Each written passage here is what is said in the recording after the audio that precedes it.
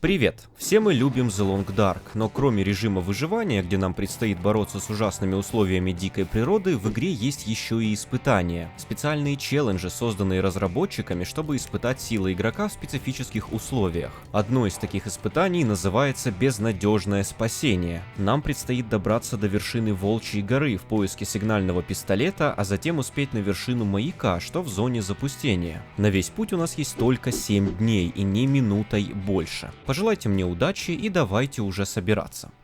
День первый. Я очутился в старом добром доме Зверолова. Внутри начал собирать различные вещицы, такие как антибиотики, сухой паёк, термобелье и немного дров. Еще смог обнаружить пачку патронов для револьвера и даже пару для ружья. Да, в этом испытании доступно оружие, и возможно я им даже воспользуюсь, если придется прорываться через стаи волков или медведя. Набор для шитья или вот лупу я оставил на прежнем месте, так как в этом испытании важно сохранить баланс между вашим весом и нужными припасами. Время не резиновое, и тратить его на починку одежды или перегружать свою нежную мужскую спину лишними литрами воды непозволительно. А вот открыть сейф очень даже позволительно. Там я нашел книгу, а книга, как известно, лучший подарок, поэтому я ее выкинул нахер и забрал себе походную парку, лучшую куртку в игре из тех, которые можно найти. Приоделся и обнаружил, что торчу в доме уже больше получаса, что не так и много, но все-таки пора выбираться. А вот и загадочное озеро, наша стартовая локация, и пока я по ней иду в сторону туристической базы, расскажу вам о том, что путь будет не самым близким. Итак, мы в загадочном озере, и первой целью будет Волчья гора, а точнее вот эта вот вершина, где упокоился грузовой самолет. Тут-то и лежит нужный нам сигнальный пистолет, и мне предстоит пройти 3 локации, перебраться через дамбу, пролезть не одну пещеру и покорить не одну вершину, и это я еще молчу о том, что после вот всего этого мне нужно будет спуститься и пройти еще несколько локаций, пока я не дойду до маяка. Что ж, пока я вам все это рассказывал, то уже успел напороться на волка, который шел за мной по пятам, но мне все-таки удалось избежать беды и запрыгнуть в двери турбазы. Внутри было тепло, и я сразу же принялся осматривать оставленные пожитки бывших туристов. Спички и неплохая тужурка мне пригодятся, а вот кухонная утварь вместе с мукой и бульоном нет. Как я и говорил, останавливаться ради приготовления изысканного ужина на углях просто недопустимо. Поэтому хватаем шоколадку, фонарь и поднимаемся на 2-й этаж. Там я нашел немного одежды и даже лимонад с варежками. Времени терять не стал, поэтому сразу же вышел наружу и потопал вдоль железной дороги, пока не вышел к сошедшим с рельс вагонам. И госпожа Удача наградила меня оружием. Револьвер и еще одна пачка патронов к нему. Я сразу же зарядил свою находку и через пару минут увидел волка, который подозрительно тащил свою блохастую жопу ко мне. Я уже предвкушал испытать новую игрушку, но он почему-то забоялся и убежал. Ну, по мне, конечно, видно, что я солидный мужчина, так что ничего удивительного. В любом случае, в желтом вагончике я съел энергетический батончик. Да, прям с пола. Как говорится, 500 калорий на дороге не валяются, хотя оказалось, что валяются. Так я и добрался к дамбе Гэс Картер, и уже начало вечереть. Внутри я стал осматривать все, до чего дотягивались мои обмороженные ручонки. Помимо еды и прочих мелочей, я смог найти по-настоящему хорошую шапку, шприц первой помощи, который, возможно, спасет меня после нападения медведя. Да, даже не знаю, что это было, может быть, намек на что-то, хрен его знает, не знаю, гайс. В общем, пока я мирно осматривал обширные комнаты и длинные коридоры, подкралась ночь. Зато я нашел охотничий нож и решил разложить спальный мешок и как следует выспаться. День второй. Я вдыхал морозный утренний воздух, выйдя по другую сторону ГЭС. Спустился к замерзшей реке и поплелся напрямик по руслу межгорных возвышений к искомой пещере. Там зажег фонарь и стал внимательно смотреть под ноги, ведь уголь в The Long Dark может спасти вашу жизнь. Добавив его в огонь, можно очень быстро согреться, и еще он вкусный, наверное. В пещере завалялся бедный дядя труп, и я забрал у него баночку сардин. Ставь лайк, если жалко. Свет в конце тоннеля, и вот она, Волчья гора. Ага, повелись. До Волчьей горы еще не близко, а я оказался в Отрадной долине. Люблю эту локацию, но сейчас не время признаваться в любви, судя по всему намечалась метель, и снег уже мел не слабо. Поэтому я побежал дальше. Вскоре оказался на возвышении около альпинистского троса и увидел снизу медведя. Трос, как известно, для слабаков, поэтому я начал спускаться прямо так, по горе, но не рассчитал с высотой и растянул запястье. Ну и тут, конечно, началась метель. Я быстро проглотил обезболивающее и побежал со всех ног вперед. Через минуту вышел к старому амбару, осмотрев его, обнаружил немного вкусностей и балаклаву. Я не пальцем деланный, кстати, но это если вы сомневались, так что метель не стала преградой, и я смог пробраться к фермерскому дому. Успел замерзнуть и ужасно устать. В доме было много съестного, которое я по большей части игнорировал, так как карманы уже ломились от всей этой еды, но когда попадалась одежка получше, я с радостью ее надевал. Подвал меня ничем особо не порадовал. Я стал замечать, что даже в этом испытании на время я попросту трачу его на разные мелочи и попытки найти более хороший лут. Да, моя привычка выживать и запасаться всем по максимуму не отпускает меня даже сейчас. Каждая оставленная пачка чипсов как ножом по сердцу. Еще не вечер, поэтому, несмотря на усталость, я развел огонь в печи и стал варить кофе, чтобы спать поменьше и проходить большие расстояния. Получилось целых 10 чашек, что очень круто. Жалко только, знаете, нет в игре соленой карамели там или вот орехового сиропа. Ну то чё мы, как лохи что ли, просто кофе без ничего пить? Я такое не поддерживаю. Я решил заштопать походную парку и тем самым сильно улучшить свою устойчивость к морозам. И еще штанишки починил и кальсоны. Получились вполне солидные 18 градусов тепла, о которых в обычном выживании на незваном госте я бы только и мечтал. Солнце будто бы отказывалось уходить за горизонт, но моя усталость склонила меня в сон. День третий. Проснулся я очень ранним утром, налокался воды из унитаза, я не шучу, это один из методов добычи воды в этой игре, и вышел на улицу. Звезды еще сияли на небе, но я уже выступил в путь. А пока я иду, вы можете подписаться на мой телеграм, там прикольно. Взбираясь на гору, я увидел потрясающий рассвет. Как и в жизни, рассветы красивее закатов, может только для меня. Я добрался к упавшему пассажирскому джету. Да, это не тот, что на Волчьей горе, зато тут очень много разбросанных чемоданов, в которых я решил пошарудеть и отыскать одежду получше. Хотя моя и так была очень даже. Штаны, свитера, куртки и шапки. Все, что было лучше моих, сразу же надевал и шел дальше. Около основной части салона обнаружил готовые обеды. Очень приятный бонус для моего похода, еды теперь было в достатке. Пройдя дальше, я добрался к поваленному дереву, около которого оставил часть своих пожитков, которые пока что будут лишь мертвым грузом в моем рюкзаке. Как только закончил, стал взбираться по альпинистскому тросу на гору. Прошел чуть глубже и очутился на Волчьей горе. Температура тела уже совсем не радовала, а усталость после троса валила с ног. Но тут неподалеку стоит одинокая хижина на берегу Кристального озера, как раз у подножья самой высокой горы. Пока я добрался до рощи, где встречались даже березки, распогодилось. Тумана больше не было, и я даже смог, заранее увидев волка, шмальнуть из револьвера и напугать его. К сожалению, волк глупее и дебильней, поэтому пошел за мной следом, и я всадил пулю уже в него. Жаль, еще двумя промахнулся. А вот и хижина альпиниста. И отсюда даже видно хвост того самого самолета, что на вершине.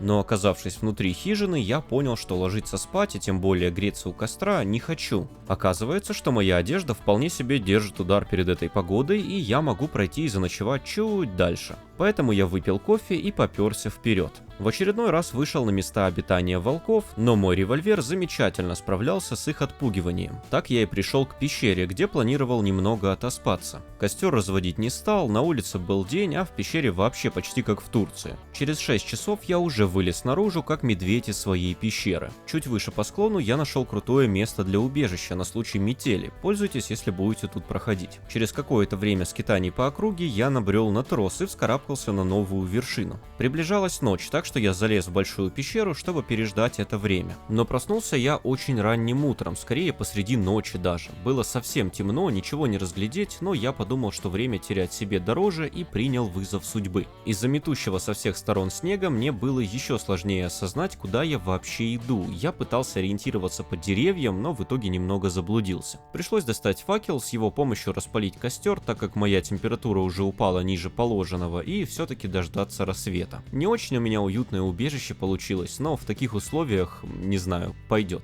День 4. Отходить от костра не хотелось. Я взял с собой факел, чтобы сохранить талику тепла, но вскоре он потух из-за ветра. Тем не менее, я добрался к очередному тросу. Поднявшись выше, меня ждал прекрасный вид на горный рассвет и пещера, через которую я быстро пробрался. Но задержался у выхода, так как посчитал нужным отдохнуть. На улице уже бил красками день. Я притопал к последнему тросу на своем маршруте, самому длинному, кстати, и стал взбираться. Вуаля, я очутился на плато Волчьей горы, аккурат где упал хвост грузовика грузового самолета. Нашел термос, правда хранить мне в нем было нечего, так что оставил его валяться в снегах. А внутри салона сразу же подобрал сигнальный пистолет. Выстрелил с вершины, чтобы вся лесная пиздобратья прознала, что папочка скоро нагрянет. И не один, а с ружьем, которое я нашел в одном из контейнеров. Ну ладно, ружье я, конечно, никуда тащить бы не стал, оно очень тяжелое, зато можно пострелять по воронам. В остальных ящиках я отыскал горы припасов, одежды, еды и всяких медикаментов. Самую лучшую одежду я сразу надевал, а все ненужное оставлял на месте. Приходилось постоянно напоминать себе, что это не выживание, мне не нужно тащить с собой все, что я найду. Ах, профдеформация. Сори. Время не ждет, поэтому по старой и очень доброй традиции я уебал по склону горы прямо так, в тапочках до самого низа. Да, я все еще считаю, что если вы не спускаетесь таким образом с горы, вы лох. Ну, как бы сори, но skill issue. Спустившись почти уже в самый низ, я увидел, кого бы вы думали, мистера Медведя. Ну, я взял револьвер, значит, разрядил в него всю обойму и побежал играть в догонялки. И вот я стреляю, медведь бежит, я стреляю, медведь не умирает, сука, бежит и швыряет меня на землю, наваливается сверху и начинает просто настоящий вот такой вот мужской, ну, в общем, меня рукой сладкой обнимать, ну, вы понимаете. И я вроде как выживаю, медведь отходит от меня, я начинаю перевязывать раны, осознал уже свою ошибку и начал собирать спокойно вещи, чтобы уйти. Но эта падаль развернулась и побежала на меня снова. Ну все, я понял, что мне конец, шансов выжить 0 на таком хп, но каким-то чудом я не умер, вот просто чудом. У меня осталось, наверное, несколько процентов здоровья, я сразу же принялся за перевязки, промывку раны, уколол себе шприц первой помощи и стал стрелять по этому гондону. Он снова помчал ко мне, но я успел забраться на небольшое возвышение и выпустить еще несколько пуль. Я понятия не имею, как этот жирный кусок шерсти еще жив. Он впитал уже несколько обоим с револьвера, это медведь-терминатор, я не знаю. Я принял важное решение, не пытаться сражаться дальше и просто добраться домой живым. Стал спускаться по замерзшей реке вниз, к озеру, и тут же на меня вылетел волчара. Я смог отстреляться от него, и тут же, вот просто тут же мимо меня промчался сраный медведь. Он вообще в другую сторону убегал, вот просто в противоположную от меня, я не понимаю, за что. Я добрался к хижине и понял, что драка с медведем лишила меня не только чести, а еще и перчаток шапкой и штанов с ботинками. Ну, понятное дело, медведь явно прорывался к самому сладкому. К моей жопе, если вы вдруг не поняли. И тут на меня стремительно накатила такая усталость. Шприц первой помощи прекратил действовать. Я быстро перекусил и завалился в кровать без памяти. День 5. Я проснулся посреди ночи. От жажды пересохло во рту, но я был здоров. Ночь еще не планировала сменяться днем, поэтому я, припомнив свой опыт, остался внутри и, как положено, дождался утра. На улице стоял туман, было холодно, но я двинулся в обратном направлении к переходу в Отрадную долину. Спустился по тросу в самый низ и забрался в бункер. Мне повезло обнаружить в одном из шкафчиков старые ботинки, которые я находил ранее, и я был очень рад. Даже вот перчатки тут лежали. Переждав часик в убежище, туман на улице расступился. Я поднялся на холмик и вышел к месту для пикника у водопада. Оттуда по замерзшей реке, затем через деревянный мост, где наткнулся на медведя. Испытывать судьбу я не стал, пару раз выстрелил в него и обошел стороной. Немного позже, обойдя березовую рощу, я вышел на другой берег реки, а оттуда прямиком по дороге свернул налево и увидел дорогу вверх, к шахте. Туда-то мне и нужно. Свысока открывается отличный вид. Эта шахта, ну, очень богата углем, просто к слову, будете знать. И выводит вас прямиком к прибрежному шоссе, очередной локации, через которую мне предстоит пройти. На улице меня ждала метель, но эту локацию я знаю предельно хорошо, так что страх быстро отступил, и я стал пробираться через пургу. А секрет в том, что, повернув в правильном месте, я оказался у старой вышки лесника. Внутри было пустовато, но вот ружье висело на стене, которое мне не пригодится, зато я смог переночевать в тепле. День 6. Вышел из вышки я, как только солнечный свет тронул небо за горами. Спустился прямиком с вершины по уступам в самый-самый низ, к домикам. Там подобрал бутылку воды, пригодится. По дороге расположился небольшой поселок, где я посетил АЗС, заправку. Внутри было много полезного лута, и я решил, вы думали забрать его себе? Нет, оставить часть своего прямо тут. Идти мне оставалось не так долго, а носить с собой лишний вес смысла уже никакого нет. Я вышел на открытый лед и вдоль берега поплелся к переходной локации, локацией, вот, собственно, и она. Старый остров между зонами. Я любовался розовым небом, как заметил что-то странное на льду. Я знаю, что на конце ледяной кромки спавнятся предметы, которые якобы выносят на берег из моря, но чтобы вынесло сундук, я такого не видел ни разу и облутал его, найдя там куртку. Забавно. Еще валялись патроны, кожа и даже чемодан. А небо сейчас действительно очень красивое. Меня ждал только переход через очередную шахту, и вот она, зона запустения. Я спустился с горы и стал бежать к маяку как можно скорее. Использовал все шприцы первой помощи, которые у меня были, и стрелял в воздух с револьвера. И вот я добрался. Внутри маяка решил поспать до ночи, так как время еще было, и при свете лампы забрался на самый верх. Достал сигнальный пистолет и выстрелил в сторону моря, в надежде, что мой сигнал кто-то заметит. И испытание пройдено. За 5 дней, 6 часов и 31 минуту времени в игре. Да, это не мировой рекорд, даже близко, но я наслаждался игрой, а не пытался пробежать все как можно быстрее. Надеюсь, вам понравилось это видео, и вы наставите ему много лайков, напишите много классных комментариев, так я пойму, что вам нравится, и сделаю видео по другому испытанию,